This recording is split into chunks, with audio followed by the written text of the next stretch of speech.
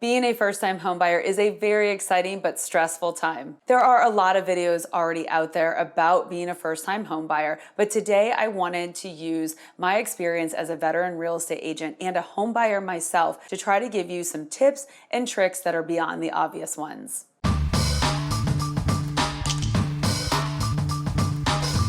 Hey everybody, Melanie Atkinson here, Realtor with Smith & Associates in beautiful Tampa Bay, Florida. Some of the most rewarding transactions I have had in my career have been with first-time home buyers. I love the excitement level, the trust, the education that comes with working with first-time home buyers. Unfortunately, with the crazy market conditions that we've had over the past couple years, it has been even harder for first-time home buyers to get a home. It's hard enough to save enough money for a down payment and get the courage to commit to home buying without the added stress of waived appraisals and increased prices and multiple offers. So if you've been nervous about taking that leap or you're ready to dive head first, I really hope this video helps. First, congratulations on deciding to become a homeowner. It has been shown over and over again that home equity is one of the biggest contributors to a household's overall net worth. Even though it can be a challenging process, the goal in buying your first home is to make a smart decision that can give you the foundation to purchase every house after that. The first thing to remember is that your first home will most likely not be your last home. This house does not need to be your dream house, not even close. Your dreams and your needs will change as you move forward in adulthood. This is just a stepping stone. What you need to focus on are the aspects of the home and the neighborhood that will make this purchase the best stepping stone it can be. The number one rule in real estate since the beginning of time is location, location, location. If you are purchasing in a desirable location, you are setting yourself up for larger home value increases, and you are also protecting yourself if home values happen to go down. When we were recovering from the drop in prices during the Great Recession, the home values that recovered the fastest were the ones in the best locations, and it went outward from there. Now, I realize that the homes in the best locations also tend to be the most expensive ones, and probably not in the budget, but that's okay. That's why you have to look for areas that have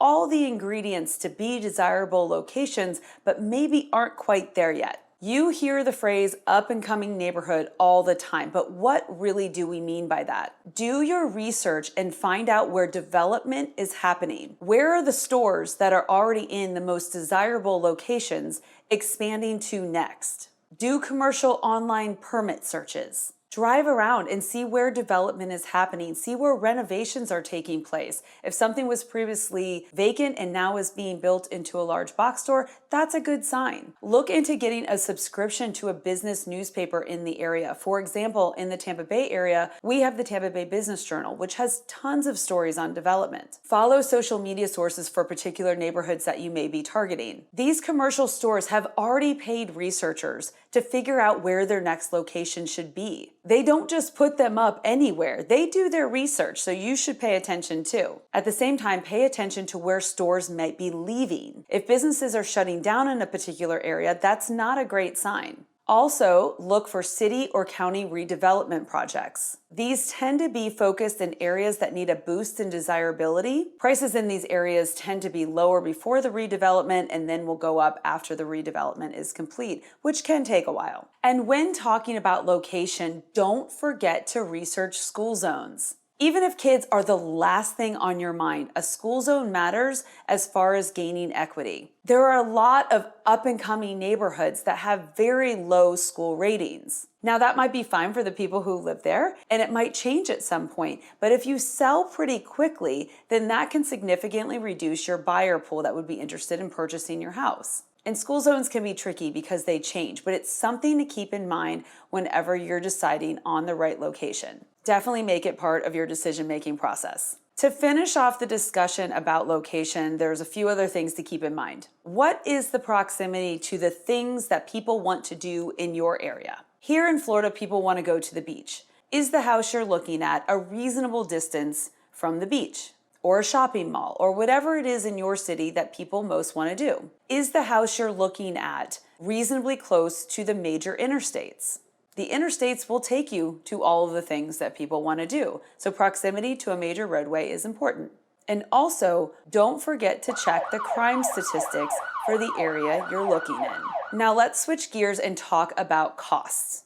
The monthly out-of-pocket for your home is way more than just the principal and interest of your loan. You have to take into consideration all of the other things that add to your monthly costs. And here in Florida, there can be some big ones. Let's first talk about insurance costs. Here in Florida, we have to pay attention to both homeowners insurance and flood insurance. These costs can add up and make a reasonably priced home extremely expensive on a monthly basis. And homeowners insurance is a major problem here in Florida right now. The older your home is, most likely, the more your homeowners insurance will be. Insurance companies do not want to insure homes that are not in good condition. They want to insure homes that are in good condition. You might be going into this process thinking, I want to buy an older fixer-upper. And that's not necessarily a bad idea. We see people do it on reality shows all the time. But you have to get a 4-point inspection in order to get insurance, in order to get a loan. If there are big things that come up on your 4-point inspection, then most likely you're not going to be able to get insurance without those things being fixed prior to the sale. Now, in this market, sellers don't want to do big giant projects prior to a sale because they have a lot of buyers interested. There are a lot of houses that will have outdated electric panels or galvanized plumbing pipes. Those things will not pass a 4-point inspection.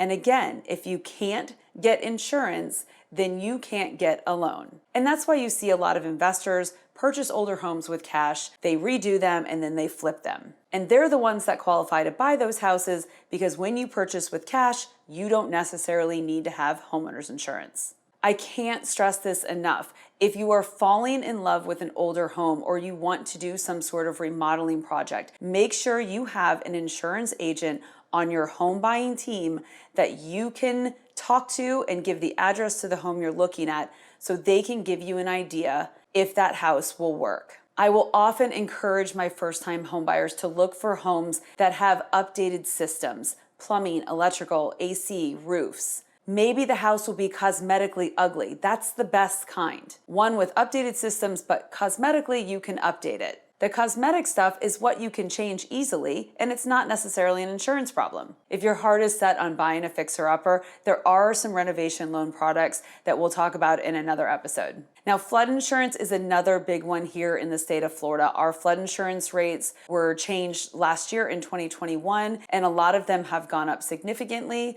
And also, some homes that didn't require flood insurance before are now requiring flood insurance. Now, this too can increase your monthly cost significantly. Again, it's great to have the insurance agent to call to try to get an estimate before you move forward with the purchase of a house. Now, let's talk HOAs and CDDs. There are absolutely pros and cons to these neighborhood fees. I hear people say all the time, I don't want to pay for an HOA or a CDD. I totally understand that. I don't want to pay those fees either. But sometimes you have to look past the fees and the rules and determine if the HOAs are actually helping that neighborhood maintain its values or increase its values more than the non-HOA neighborhoods. Say what you want about HOAs and CDDs, but a lot of times when you're driving from a non-HOA neighborhood to an HOA neighborhood, the difference is very remarkable. Sometimes you can see a really big difference in the maintenance of the homes and the yards. Ask yourself if buying a home in an HOA neighborhood would be a better investment for you. Again, that's what we're trying to do as a first-time home buyer. The trick is to try to find those neighborhoods that look nice, have amenities, but whose HOA and CDD fees are not that high. Now, if you don't know what a CDD is, check out an episode I did a while back. CDD fees can increase your monthly costs in some cases by a few to several $100s a month. So this is a really important one to keep in mind. These newer neighborhoods that you see popping up all over the Tampa Bay area that have these amazing amenities typically will have pretty high CDD fees. So when it comes to cost, what I like my first-time homebuyers to do is to determine what their monthly budget is and work backwards from there. And in that monthly budget, we want to include the principal, the interest, the property taxes, the insurance costs, and the HOA fees. I do a deep dive into property taxes in another episode. Check that one out too. I also encourage my buyers to factor in a monthly contribution for a savings account for any home maintenance or repair items that they might need. If you have to fix or replace a major system like an AC unit, that can cost thousands of dollars. It's nice to have some money set aside for those repairs. Let's talk for a minute about the types of homes that first-time homebuyers tend to gravitate towards. Townhouses are super popular because their prices tend to be lower. Now, I think these are a great choice for first-time homebuyers as long as the HOA fees are reasonable. In a lot of these townhouse neighborhoods, things like lawn service and roof maintenance and exterior painting are included in your HOA fees. So you don't have the stress of having to worry about those things, which is great if you're new to homeownership. The other thing to keep in mind that a lot of times developers will put small townhouse communities in really great areas. So if they can get their hands on a great lot in a good area, they can put a whole bunch of townhouses in there. Now, as far as price appreciation is concerned, single-family homes are your best bet as long as you're keeping in mind all of the other things that we talked about and staying within that monthly budget. Now, condos are the most tricky because they tend to have the highest monthly fees and restrictions. If you have any thoughts about renting your first home after you move out of it, you really want to be careful and review all of the documents associated with the neighborhood that you're buying in and check those rental restrictions, especially on condos. You guys already know that you need a well-qualified realtor on your side and a great lender. What I want to make sure that you remember is to ask all the questions that you want to ask. Be comfortable with both of them and don't be afraid that you're annoying them with your questions. If they get annoyed with your questions, then they might not be the right person for you to be working with. This is a really important and complicated purchase for you. Your questions should be respected and answered as such. You need to make sure that you're 100% comfortable with the skills of your real estate agent and your lender. Make sure they know the areas that you're looking in. You need to make sure that you can honestly communicate with them and you feel that they're honestly communicating with you. If you feel like somebody's being too salesy, it's very possible that they are, but it's also possible that they really just think it's a great option for you. You really need to trust your real estate agent, your lender, your insurance person, and your whole home buying team. So I'm going to end it there for this episode, but I know first-time homebuyers have a ton of questions, so throw those in the comments, and I will absolutely do a part 2 and answer some of those questions for you guys. If you enjoyed this episode, please click the like button and consider subscribing to this channel. Thank you so much for watching. I'll see you next time. With love, Melanie.